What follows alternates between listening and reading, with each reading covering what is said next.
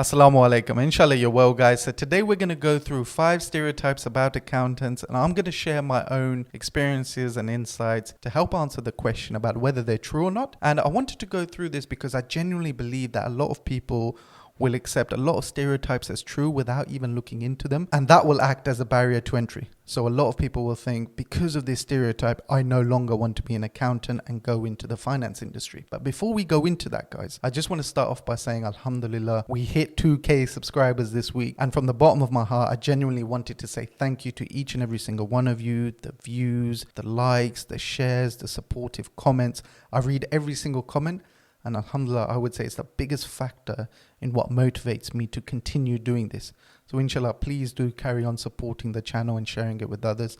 And obviously provide some constructive criticism in how I can improve as well, whether it's in my delivery, editing, or anything else you feel needs improving. I also want to let you know, guys, that I've now started taking one-to-one personalized calls now. So if you have any specific queries, maybe some interview advice that you need, something around your application, or if you've already started your apprenticeship or grad scheme, you may need some career coaching.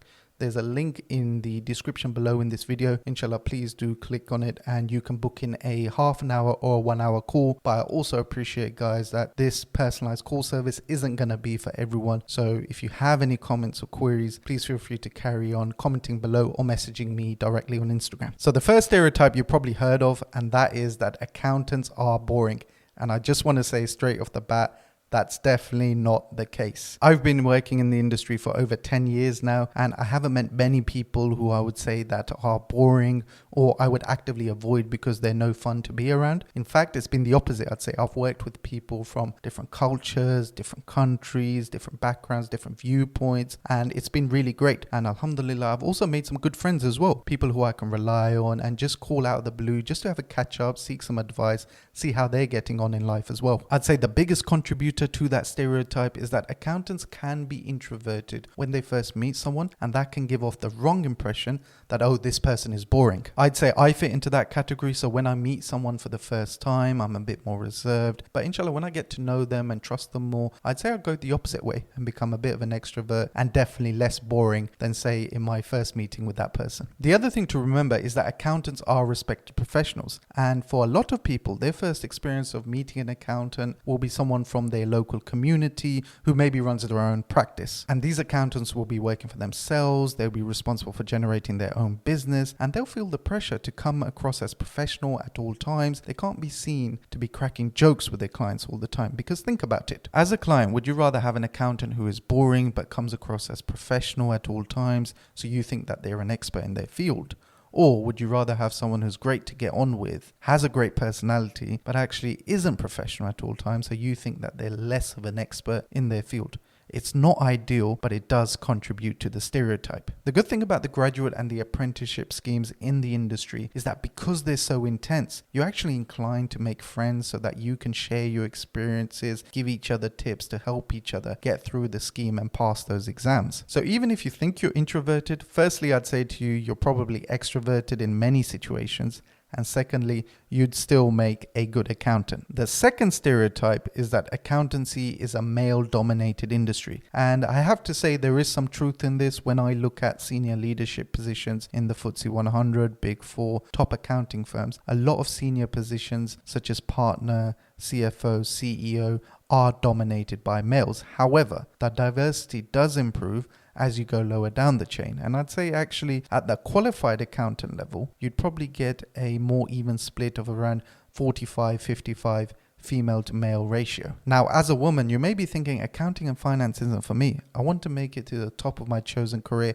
And from what Fazan said, it sounds very difficult to do that. I'd say to you, firstly, please do keep those ambitions. And secondly, that this problem isn't just limited to the accounting and finance industry. It impacts other professional sectors as well, such as legal, engineering, medicine. And the good thing is that companies are actively addressing this issue. You should take motivation from recent changes, such as Bida Mehta, who became the chairwoman of KPMG UK, and the fact that firms are now doing inclusion and diversity surveys where the end goal is to improve representation in senior leadership positions. I mean, here at TJX, we've set up an Inclusion and Diversity Council to help deliver the Inclusion and Diversity agenda. And that will have representation from associates from all over the business across Europe. So although the situation right now may not look good, there is definitely work ongoing to help improve the overall picture. So in terms of my own personal experience, I've worked at 4 large organizations to date, and I'd say definitely in the previous 3, within the teams that I worked in, there were more men than women. However, here at TJX, I've been part of the internal audit team for 3.5 years now. And in that time, we've taken on about 10 people. Most of them have been women. And these women have been great to work with,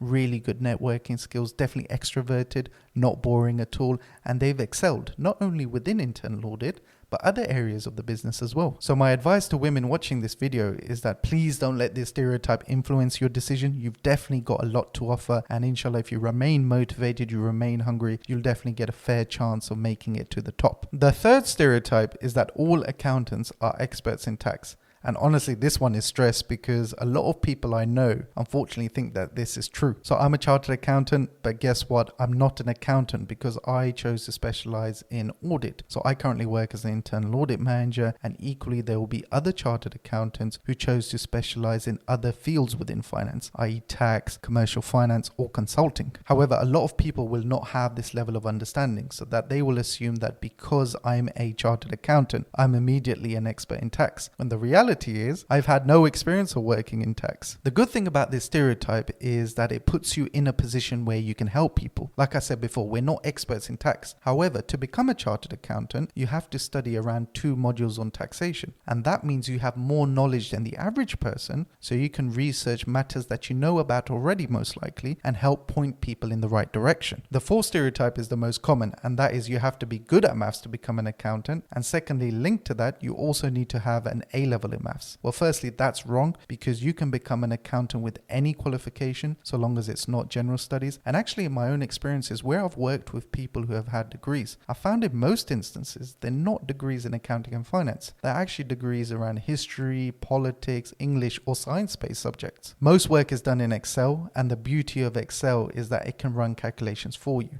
All you need to know is the formula, which is learnt on the job anyway, so you don't need to have any prerequisite knowledge. As a chartered accountant, I don't have a calculator at my desk. Yes, I did do an A-level in maths, but guess what? I've forgotten everything because none of it is relevant to my role. And I'd actually go as far as saying that 95% of what you'll learn at school you won't ever use in the workplace. In the exams, there is obviously an element of maths, but you get to use a calculator. And as most will be computer based, you can also use a spreadsheet software that's similar to Excel to help you run those calculations. The ones that I found had the most maths in the ACA qualification were the taxation and the financial management exams. But even then, most of it was simple maths where you had to work out percentages. Inshallah, so long as you have a GCSE in maths, you should be fine. The final stereotype is that accountants just sit at their desk all day reviewing numbers and posting journals and transactions. However, to be an accountant, you also need to be a good problem solver. And in my role, like many others, I actually don't do any typical accounting tasks or work with debits and credits. Recent examples of projects I've worked on include business partnering with the business. So when there's a significant change in a process, the business may reach out to internal audit, they may consult with us to make sure that any significant risks are addressed. Secondly, there could be a risk identified because of a controls failure or maybe even a fraud issue. The business will then consult with internal audit to understand what are the implications and how this failure can be remediated. And the final example is data analytics. So this is a growing area within internal audit, and not me but my team have done a great job in using analytical tools such as Power BI to help improve the efficiency of our audits. So inshallah, from those examples, it's quite clear that I'm not just sat at a desk all day reviewing lots and lots of spreadsheets with numbers in them. It's quite a hands-on role, I'd say, where I get the opportunity to develop and demonstrate a wide range of skills. But inshallah, that's it from me today, guys. Let me know what you thought of the video, and as always, if you have any questions or queries, feel free to comment below or message me on Instagram.